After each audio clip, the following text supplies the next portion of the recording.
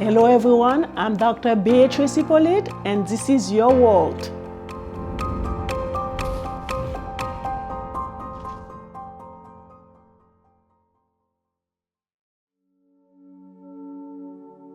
Today we have the privilege to have with us on the show Dr. Tatiana Hains. Hello Dr. Hains, how are you doing? Very good. Thank you so much, Dr. Hippolyte. I know today you're here to talk about a very specific topic, a topic that that is very close to your heart. Yes. And before we even begin with your presentation, tell us a little bit about yourself. Well, Dr. Hippolyte, I am a person that really believes in how humanity functions in our society. Currently, I work with the Department of Education. I work with children. But there was a time when, before I worked with children, I worked at Visiting Nurse Service with the severely, people diagnosed with severe chronic mental health disorders, such as schizophrenia or bipolar disorder, severe depression. And one of the major contributions to seeing how people were able to evolve and try and feel like they were able to heal from that process. I'm not saying they healed from the diagnosis, because that takes medication and it's severe, but they were able to, the fact that I brought my human compassion, my ability to build connection, right? That is what I feel like that's my gift in this world. I worked at Visiting Nurse Service for 11 years. That was the job that really made me see how the importance of mental and emotional health and spiritual health. Yes. How that has an impact on helping people heal, or they could stagnate and not heal. And the fact that I was an intensive case manager going into the home and meeting the person in their environment, but bringing a message of hope and building that connection where I was non-judgmental. I came as a servant. I didn't come to judge. I came to say, let's work together. As you should not, or nobody should not. Yes. Let's work together on what are the challenges in your life, and let me walk alongside you and help you navigate these challenges and the stressors that come, because stress, we know, triggers symptoms, right? So that was one of the first jobs that really had, I had other jobs before that, but that was the population that really touched my heart. And so after that, I went on to work at Rikers as well, and then now working with the Department of Education with youth. I'm a SAPIS counselor, where I deal with substance and abuse prevention and intervention. I work with elementary students and middle schools. With the elementary, we don't really do the substance intervention. We do a lot of social emotional learning prevention, right? And so again, the topic that I'm going to be talking about building attachments, seeing young children, when I pick them up and I'm like, hey sweetheart, how you doing? They just bloom. What the range of age? Elementary, I have from kindergarten to 5th grade, and middle school is 6th, 7th, and 8th grade. And children are going through a lot of challenges, in home, out of home, a lot of what's happening in our society. And so there's a lot of fear, there's a lot of anxiety, And so again, first I went and got my bachelor's in psychology, then I got my master's in mental health counseling, and then I went on to get my doctorate in health sciences. And now I'm leaning more towards, I feel the Lord is directing me in the terms of following Christian counseling, biblical counseling, because I want to bring the impact of spirituality, faith, and clinical combined together. Exactly. That's a good work. That's a very impressive project that you are working on. And believe it or not, there is a serious connection between faith and mental health. Yes. God created us. He already programmed our minds. He knew spiritually what we needed. The field of mental health, the number one, you and I, what do they say when you're trying to do therapy with somebody or offer supportive counseling? The first thing they want you to do is to build a trusting relationship. build a rapport, right? Let me get you to trust me so that you can feel comfortable to show your vulnerability. Because in order for me to open up to you, I have to trust you. Yes.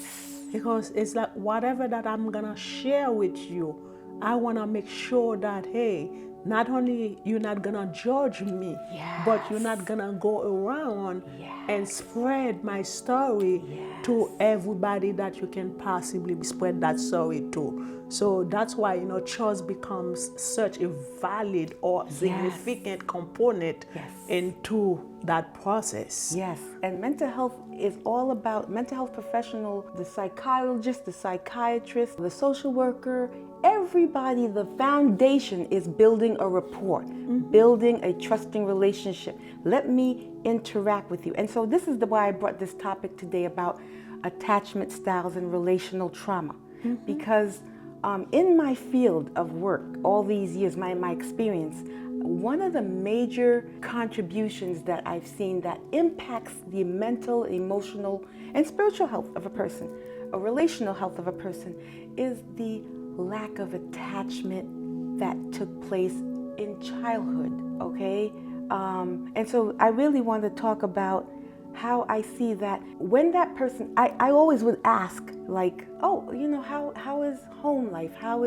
And there are little pieces of information that come out that you see that the bonding, the years of development, that when bonding was supposed to take place. And I'm not saying this is cookie cutter across the board. I'm not saying it's the end all be all, but I would learn from people's life experiences that the bonding was ruptured. Yes. There was a disruption in the bonding, and that developmental time is a fragile time. So I'm going to talk about John Bowlby. Oftentimes, to really assess a problem, you have to go to the root of that problem.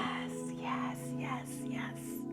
And I remember, a colleague many years ago shared an experience that he encountered with a child who was sent to therapy because there was some serious behavior problems going on. And to many, the school, the mother, they thought that the child was just acting funny or behaving that way just because. But at the end of the day, it seemed when the therapist kind of went like deeper into the problem to really find out, hey, before that period, how the child used to behave. The child never had issue.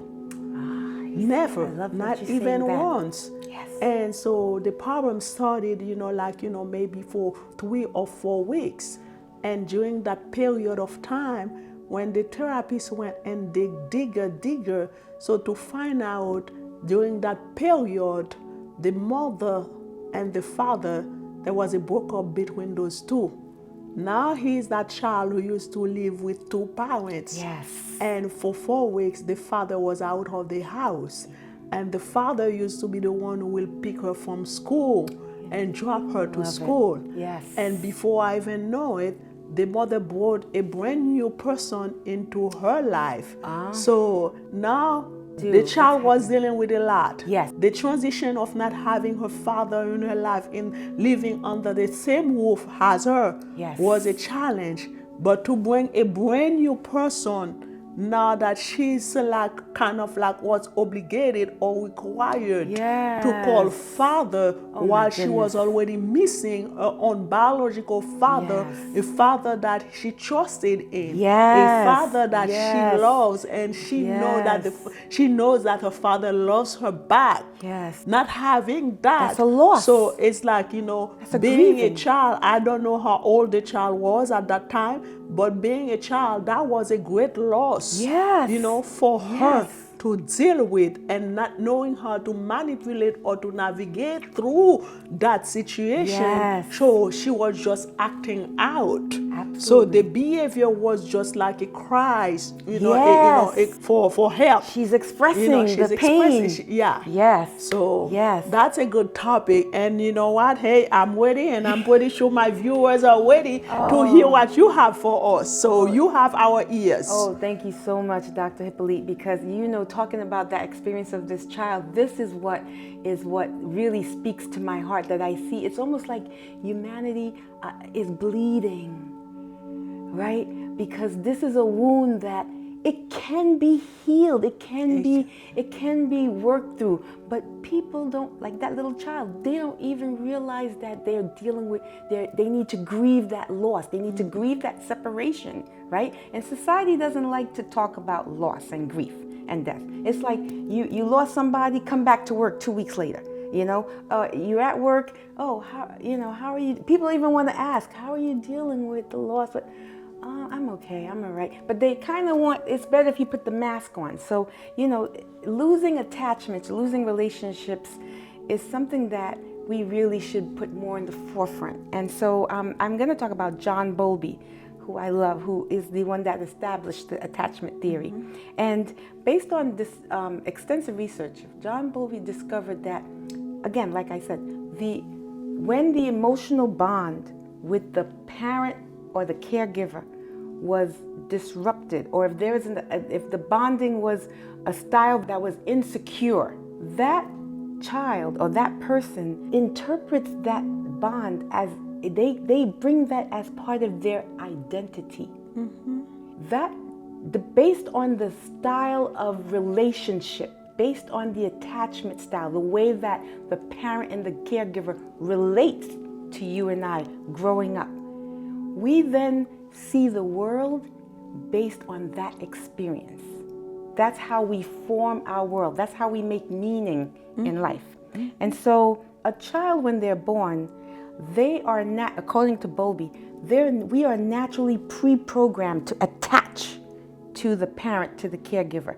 That is something, and there we go again with the Lord. We feel like the Lord gave birth, and we're to attach with the people that gave birth to us, right? Mm-hmm. And so the child becomes naturally inclined because the child is seeking love, nurture, safety. Yeah. The caregiver, the parent, and I'm going to use caregiver and parent interchangeably. Mm-hmm. The caregiver and the parent role, their role is the role of I'm going to keep you from danger. Mm-hmm. I'm going to keep you safe. I'm not going to let any harm come to you. Mm-hmm. Right?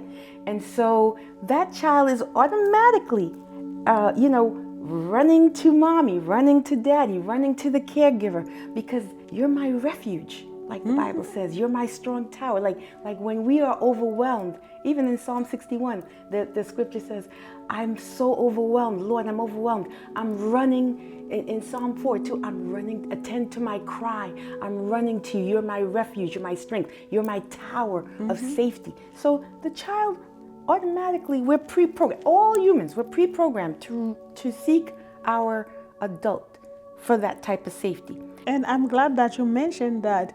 Even, like a child, a 2, 3, 4 years old, even if they were not behaving the way they were supposed to, and they were like, you just, some parents sometimes just give them a little spank. They will cry, but before they know it, while they're crying, they will just calling at their mothers or the caregiver legs, so it's like to tell you. So it's like they don't know exactly what happened, but they still trust you. Yes. They know that, hey, that's my mother, that's my father, that's my caretaker. So it's like, whatever that is going on, but you are the person I'm still gonna seek the love and the care and the safety from. Yes. And so it's good that you said about the child, because John Bowlby says that the critical years that the child learns about bonding is from 0 to 5 years old. So that is where they start to make that meaning. That is where they start to create like an understanding of, okay, this is who I am. This is my world. This is what's happening. And so one of the most important contributions that John Bowlby said is that now my self-worth, your self-worth, is based on how we were treated as a child. So now we start to form our identity based on that bonding style. Mm-hmm. I mean, I just love John Bowlby. Okay, let me stay focused, because I could go. No, but he makes a perfect sense. Yes. Like they always say, words have power. Yes. Yes. You know, when you speak a word, that word you can turn it into reality. Yes. So, and that's why, you know, growing up as a child, I've always heard people say, you don't talk, you know, to your child a certain way. You don't wish a certain thing upon your child, because that can become a reality. Yes. I've heard, you know, people who will tell their kids, you will never amount to anything. Oh. You are a loser. You are this, you are that. At the end of the day, you have that child. If that child, for whatever reason, never had the opportunity to have God embrace him, or to have other people down the road being put on his or her path to lead him or her in a different direction, or make him or her believe that you are worth of something, Yes. that child can grow up with some very serious low self-esteem. Yes. And that's exactly what Bowlby says will happen. You just hit it on the nail. That's exactly what he said would happen. He said that that child develops this is called implicit, it's an internal working model. It's like that child is growing up, and the parent that is insecure, or the parent that is saying you don't amount to anything, that child now is recording it. The mind, the way the mind, it's almost like there's a mental recording, like a video. The mind is videotaping it, and the child doesn't understand. It's just the way our brain operates. And he says this internal working model that he calls this concept, he says that now this child is hearing this, and this child is seeing this behavior and hearing this, and so now that becomes the core belief. We know in CBT that they talk about core belief, right? And so this core belief becomes who I am. That is, so if I can't amount to anything, now my life is based on I can't amount to anything. So now this child is in school. They don't have the motivation, the encouragement. They can't even focus. Because there is no urge. I already know that I'm here. I don't even know why I'm here, because I will not make it. I will not amount to anything. No. So it's like, you know, you create a cage, you place a child in it, or you know, and you say, you know what, you are an animal. Yes. All my life, I'm going to behave as such. Yes. Yes. You've given me this label, and that is what I've learned. That's learned behavior. That's what I was taught. So this is how I'm going to think, this is how I'm going to behave, and this is how I'm going to interact with people. Exactly. Because that was what I was taught and learned, who I am, right? Oh my goodness, you know, we're already like going further, but you know what, that's great, because I'm just gonna jump into the attachment styles that Bowlby, because when you have that type of mindset, core belief, what John Bowlby says is that doesn't stay into childhood. It transfers and carries on with us into adulthood. Oh, yes. And now we see, let's talk about some young girls who have low self-esteem. They may be in a relationship with a guy who, if the parent was abusive, verbally abusive, you know how sometimes you may see the girl involved in a relationship with a man who's verbally abusive. They do gaslighting. They verbally or physically are abusive. And you're like, why are you in this type of relationship? That's the way my parents used to have it. Yes. Yes. And so we have to have compassion and understanding when somebody is in that type of relationship, not to be judgmental. We have to get to know what brought you into that type of relationship. Where is that coming from? Again and again, going to the root of the problem. Going to the root.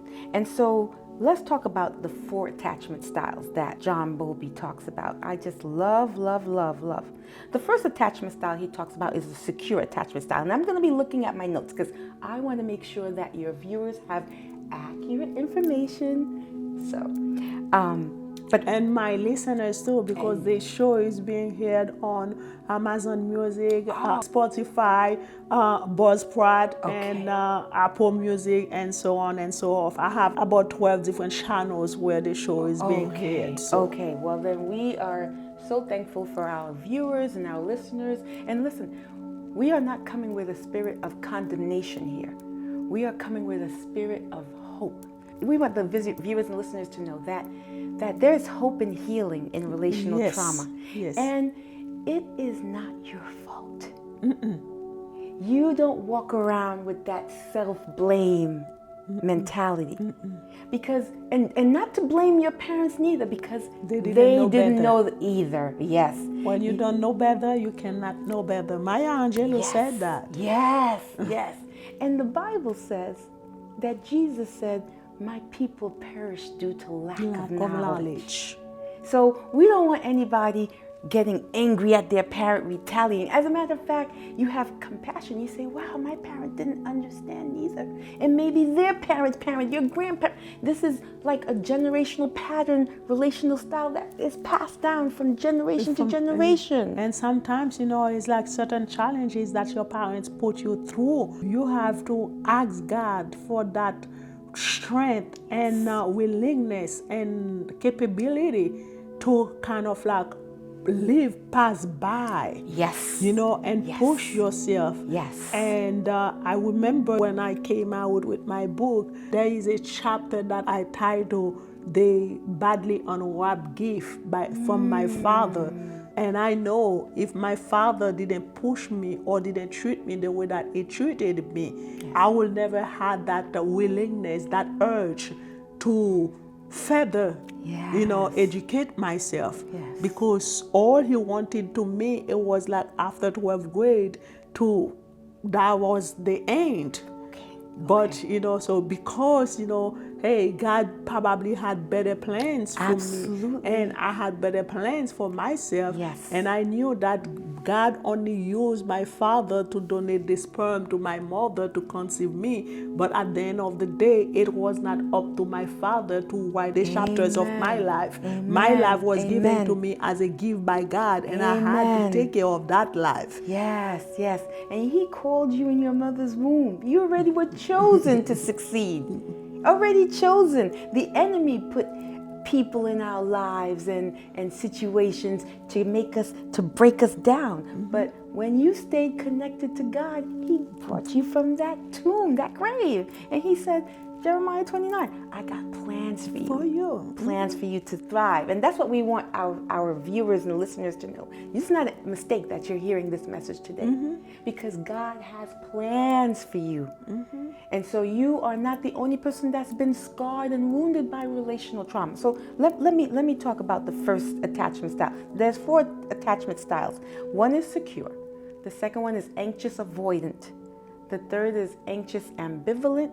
And the last one is disorganized. These are the 4 attachment styles in children, because there's also 4 in adults that I will discuss. But the first one is a secure attachment style. This is the healthy attachment style. Here we see the child expressing a need.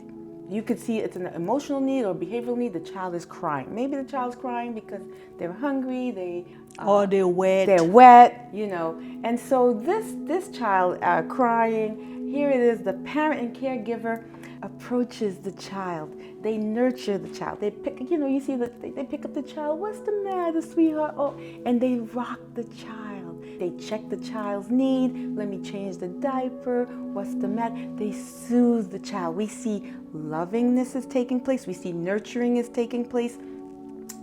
They're speaking in soothing, gentle tones. This child is... And sometimes they only need that body interaction. Oh, I'm so glad you said that. Because the connection going into the body, they see, oh, I'm going into a safe place. Yes. I'm going to be okay. And so this is the secure attachment, because the need of the child was responded with a safe, protective, loving response, right? And so this child now, their world is, oh, if even if they were running around and they fell, they got a boo-boo, and you pick them up and you, oh, what's the matter? You got a boo-boo? Let mommy. Oh my God, boo boo, but I'm okay. When you see them get up, they go run They go again run because they feel safe in their environment, right? So this is the secure. So this child is like going to school. This child is confident. This child can deal with conflict in relationships because they understand that I'm okay. I'm protected. I can withstand anything, right? And they could see strength and weaknesses in other people because I fall, I got weak, but I was Able to taught to guard off. stand up, and I was comforted, right? So that's secure. That's secure. Let's discuss the 3 insecure attachments because those are the ones that really are impacting what we see in our populations that we work with. So some of us is with children, some of us is with those who are incarcerated. Some of them are with those who are in foster care, and there's just so many populations. Even and I'm gonna say this, Dr. Hippolyte, even in the church. Oh yeah, it's everywhere. Even in the church, and it's universal. This relational. And when I say it's everywhere, it's because everywhere that you have people. Yes, yes. It's a humanity. It's a situation with humanity, right? Okay. So the second attachment style, and this here we're going to explore insecure attachment styles. These styles are where the relationship from the caregiver, we see maltreatment. It's going to be very sensitive because it could trigger people what they're hearing today, and we're not trying to trigger anybody. We're just trying to bring a knowledge and information so that one can understand that I can grow and heal from this. So the anxious and avoidant child, this is the second attachment style. This child is crying. For example, wants to be picked up too. Maybe they lost a toy and they're crying, I want to be picked up. However, here the parent tends to reject and withdraw. The parent does not interact with the child. This child is left crying to comfort themselves. And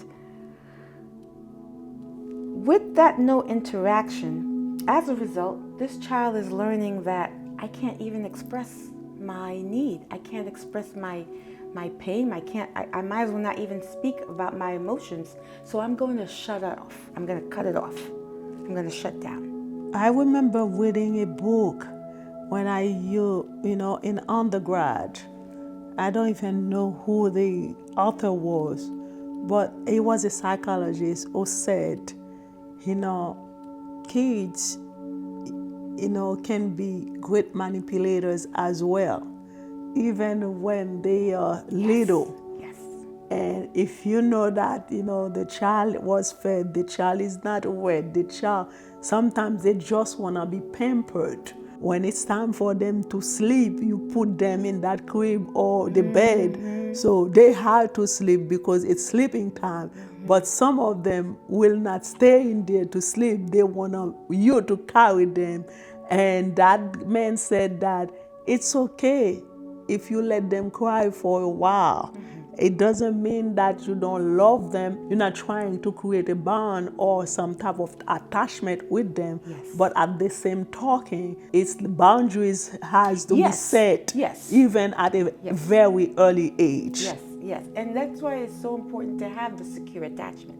Because the secure attachment, the child is comforted, but they don't have to be comforted every single time, like you're saying. They can be comforted, and they start to learn more and more independently, like, hey, I'll be okay. I can get back up. I can arise from this situation. But the child that is in this anxious ambivalent, the parent, the caregiver, never even shows the comforting, nurturing side.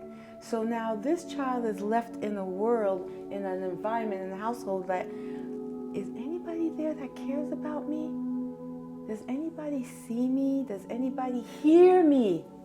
Right? And so this child starts to believe that I'm not worthy of having my needs being met.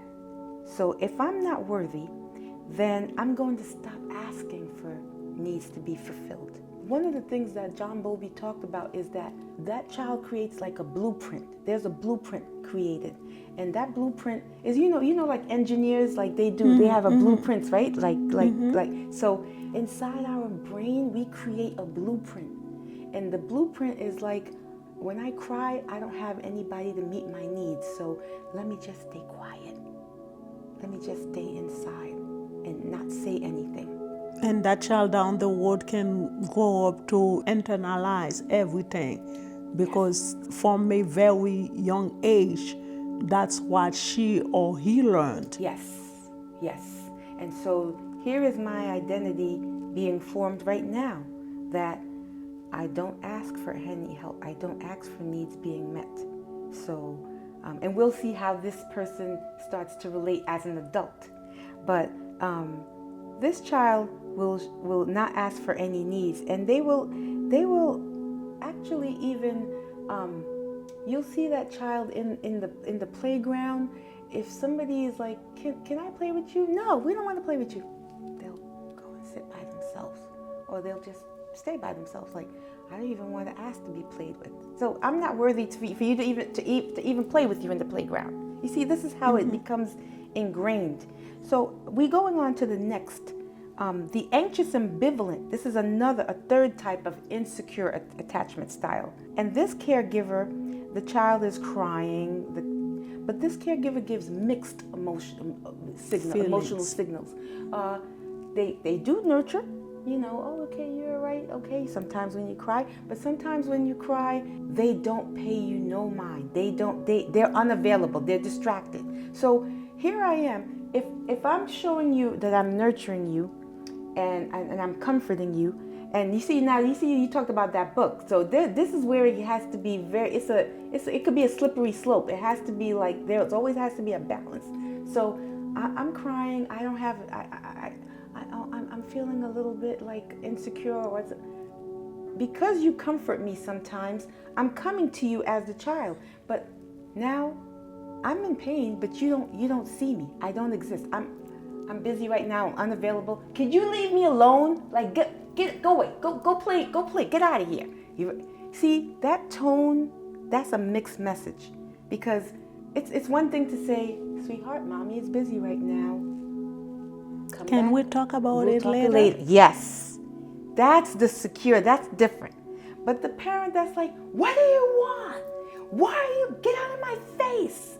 Leave me alone. Can't you see I wish you weren't born. I cannot be on your face as my mother, as the caretaker.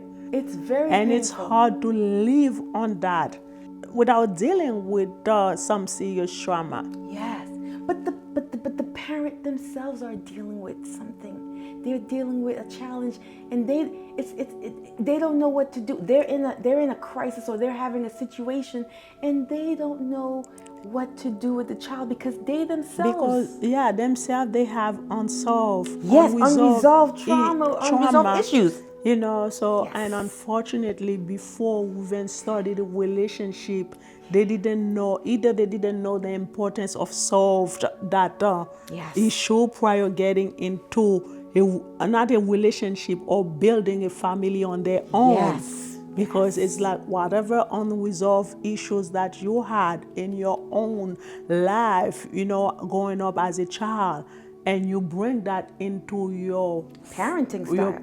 So it's gonna destroy your kids before you even know it. All the experiences that you used to complain about having at your parents' house, now so you expose your own kids to deal with the same thing. We see like the repetition of the cycle. Yes.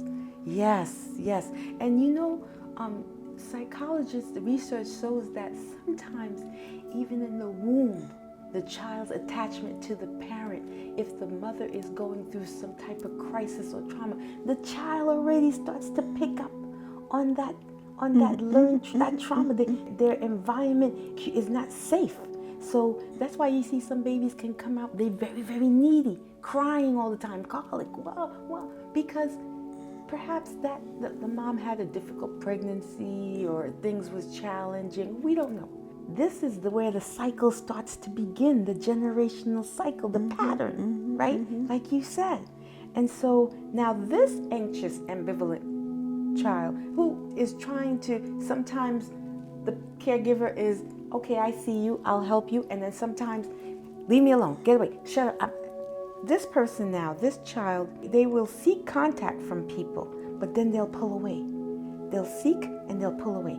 So they start to have a push-pull relationship that is going on. I'm with you, but then I pull away.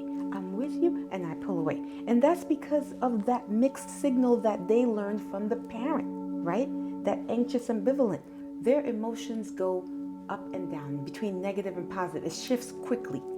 And they tend to have poor regulation, self-regulation. Like they can't regulate their emotions that well because their world was a little bit confusing.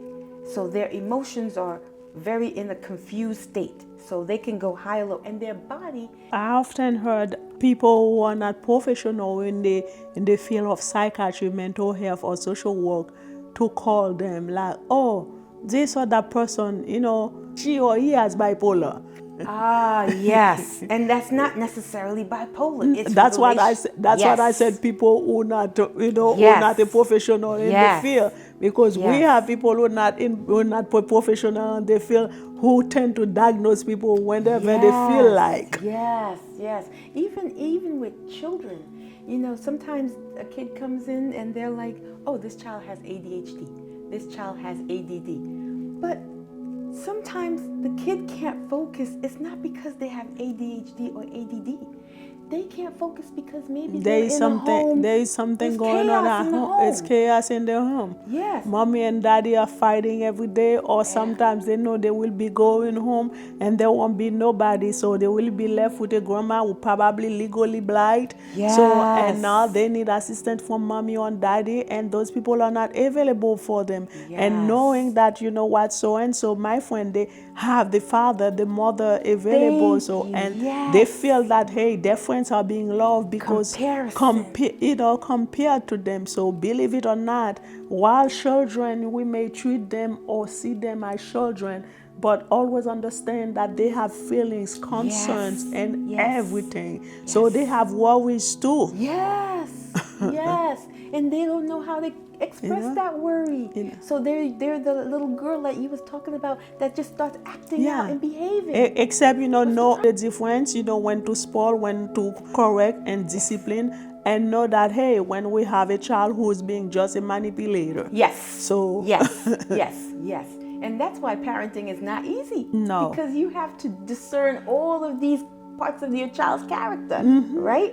This child is the one that will scream loud and act loud so that people can see them or hear them, so that they can get some type of attention. So there's a little bit of manipulation that could take place, but we don't call it manipulation, we call it survival adaptive technique. Or crying for help. Yes.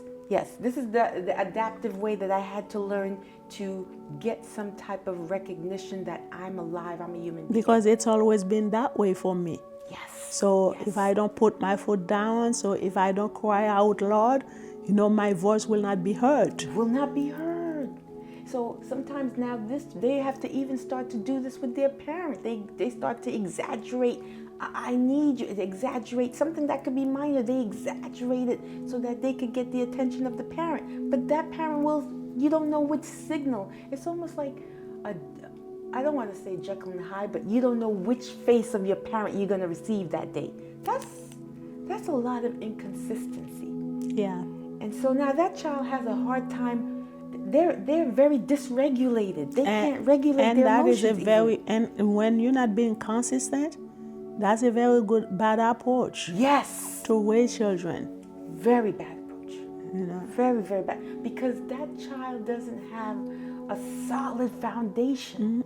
The foundation is crickety. It's what the Bible said. The house that's built on the solid, when the winds come and the toss and the ocean and the wave, they will not be shaken. Yeah. And you know what, Dr. Hains? It is so unfortunate that we live in a society that seems not to value like a good household with the presence of a mother and a father. Yes. My principle, Yes. I always say, it takes two people to bring a child into this world. Yes. it should have took two people to Yes. raise that child. Yes. I understand sometimes, situation Love what you're occurred. saying. If that person is sick and physically or mentally, is not capable of being that father figure or mother figure in the house, I got that. Yes. If the person pass away, the mother or the father pass away, now you have to raise that child on your own. I got that. Yes. But there are people out there, oh my goodness, who just deliberately go out there and get involved into sexual activities and get pregnant, sometimes may not know who the father is, because they yes. were not dealing with only Yes. one person, or the guy who deliberately knew that he was not ready to conceive or to be a father or to be active or to commit into with any woman in his life, but deliberately went out there and had unprotected sex, Yes. have somebody pregnant, Yes. and later want to claim, I don't want to be a father. So that will be a whole different subject. So That is you another have to topic come in- back.